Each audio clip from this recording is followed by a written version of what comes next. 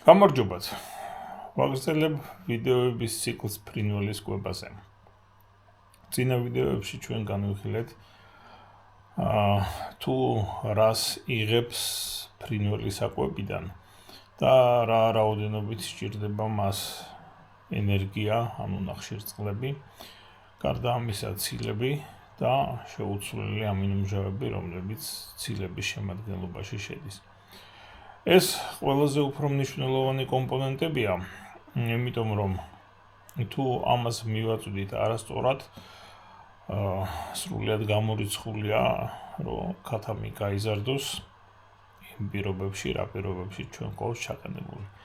რა თქმა უნდა, ჩვენ შეგვიძლია თვითონ ფრინველს გადავაბაროთ, რომ თვითონ ვეიზრუნოს საკუთარ საკვებზე, მაგრამ ამისათვის ის დიდ მიწის ფართობზე უნდა გაუშვათ. პრინციპში, მხოლოდ მარცვლეულით შეგვიძლია ფრინველი დავაკმაყოფილოთ, თუ ერთ ფრთას 50 კვადრატულ მეტრ საძოვარს მივცემთ. ეს ზაფხულში, ხოლო ზამთარში 100 კვადრატულ მეტრს.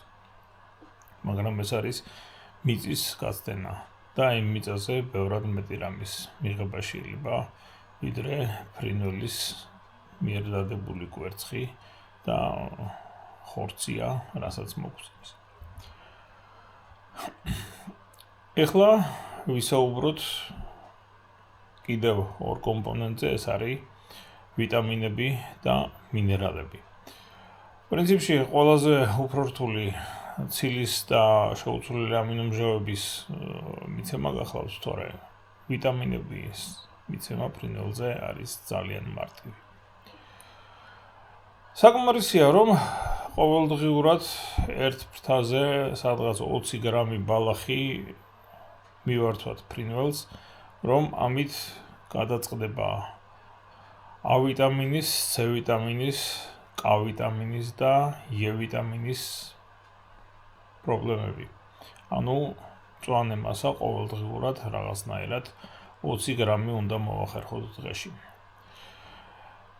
D ვიტამინი ფრინველმა რომ მიიღოს, სულაც არ არის საჭირო, ეს ხსნარები ვასვათ ძვირად ღირებული, სრულიად საკმარისია, რომ მზე თუ ნახავებად არ შევინახოთ, მზემ უნდა მათ ხანდახან დახედოს. ხოლო რაც შეეხება B ჯგუფის ვიტამინებს, აქ B ჯგუფის ვიტამინებზე არც ეს არის დიდი პრობლემა, იმიტომ რომ თუ ვაკეთებთ საკვების ფერმენტაციას, რომელიც არაერთხელ და არაერთ ვიდეოში მაქვს აღწერილი, საკვების ფერმენტაციის შემთხვევაში ჩვეულებრივ მარცვლეულში, თუნდაც იგივე ხორბალში, B ვიტამინის რაოდენობა იზრდება მკვეთრად და ერთადერთი B12-ის გარდა ყველა B ვიტამინი იქ წარმოიშობა საკმარისი რაოდენობით.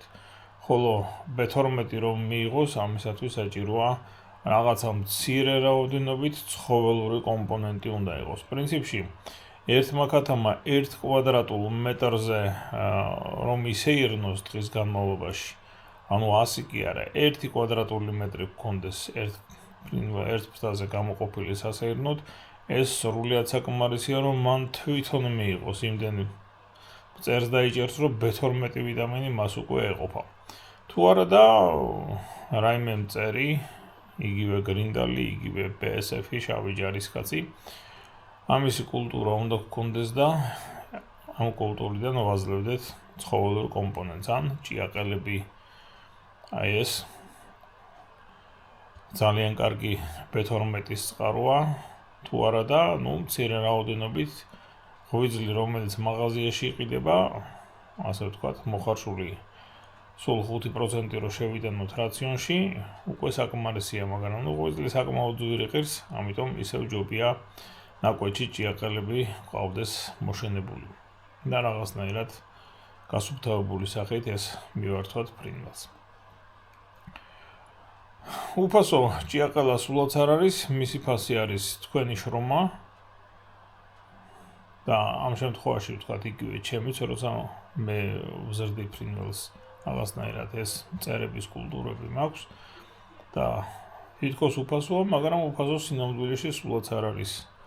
რა დროსაც დახარჯავთ, უნდა ჩათვალოთ, რომ კვირაში 40 საათი არის სამუშაო დრო და 4 კვირის განმავლობაში ну მინიმუმ 1500 ლარი ხელფასი უნდა გამოიწეროთ. ახლა გამოთვალეთ რა ღირს, ვთქვათ, ჭინჭარი, რომელიც მინდორში მართალია უფასოდ მოკრიფეთ, მაგრამ რამდენი დრო დაგეხარჯათ და რა მასაზე.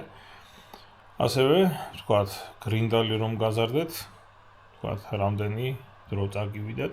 აი ამის მიხედვით უნდა იანგარიშოთ და არა ის რომ ეს გრინდალი უფასოა, რადგან თქვენი შრომა თქვენთვის უფასოა, თქვენი შრომა თქვენთვის უფასო სულაც არ არის. ამ დროს შეიძლება რაღაცა სხვა გეკეთებინეთ და იმაში ანაზღაურება მიიღოთ.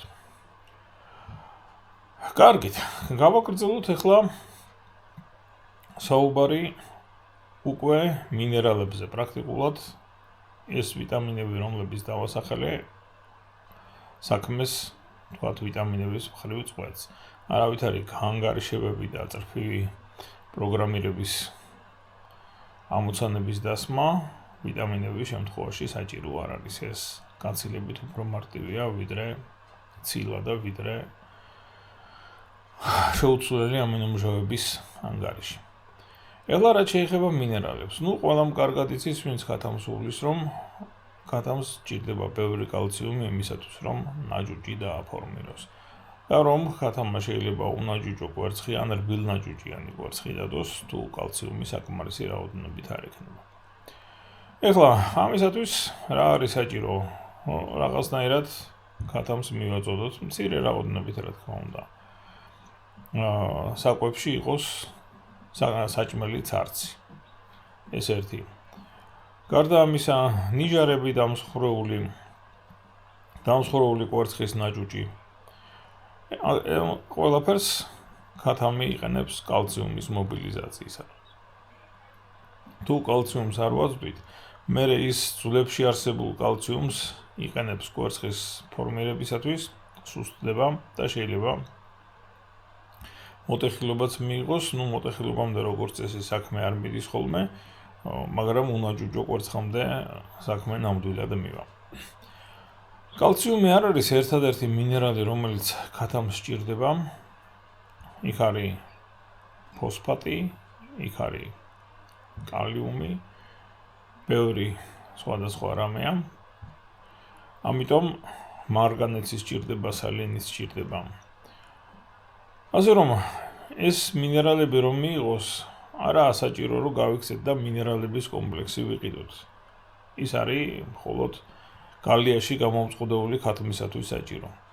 თუ თქვენ გაქვთ საშუალება რაღაც მცირე ეზო საქათმეში და ამ ეზოში, თქვათ, ერთ ფრინველზე ისევ და ისევ 1 კვადრატული მეტრი მოდის, სადაც მას შეუძლია ირბინოს და ქეკოს ნიადაგი. ასე შემთხვევაში ის თვითონ მოიპოვებს ამ მინერალებს, კალციუმის გარდა ვიმეორებ, და ყველა დანარჩენი მინერალის პრობლემა არ გექნებათ.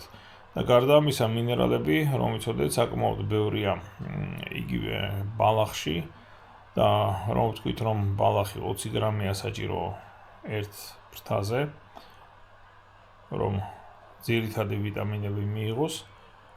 აი იგივე ბალახიდან შემოვა კალციუმის გარდა სხვა დანარჩენი მინერალებიც.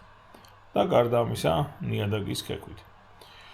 შემდეგ ქათამს შეიძლება კი არა აუცილებლად უნდა მოუწყოთ ნაცრის აბაზანა, სადაც ის იბანავებს, შეიძლება ითქვას და გათავისუფლდება მკმენარებისაგან და სისხლისმწოველი პარაზიტებისაგან. ამისათვის საჭიროა, რომ ერთ ნაწილ ნაცარს ორი ნაწილი ქვიშა შეურიოთ და დაუდგათ რაღაც მოცულობაში, ან ძველი ქვაბში, ან ძველ ნიჟარაში.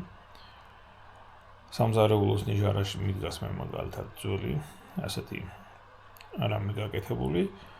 იქ ფრინველი პირდაპირ საკვებში ნაცარს არ ვურევ არავითარ შემთხვევაში, ეს ისულელი არავინ ჩაიდინოთ, ძალიან გთხოვთ, მაგრამ ნაცარში როცა ქათამი ბანაობს და ქეკავს, რამდენიც სჭირდება იმ ნაცარს, თვითონვე აიღებს და თვითონვე გადაყლაპავს ქვიშასთან ერთად და იქიდან კალციუმიც მიეწოდება, კალიუმიც მიეწოდება, ფოსფატიც და კიდევ ბევრი სხვა რამ, რაც მისი ორგანიზმისათვის არის საჭირო, მაგრამ ამას თვითონ გააკეთებს ამის ასე ვთქვათ დოზირებას და არავითარ შემთხვევაში არ არის საკვებში ნაცრის შერევა საჭირო. დღეისათვის სულ ეს იყო, ნახვამდის კარგად ბრძანდებოდეთ.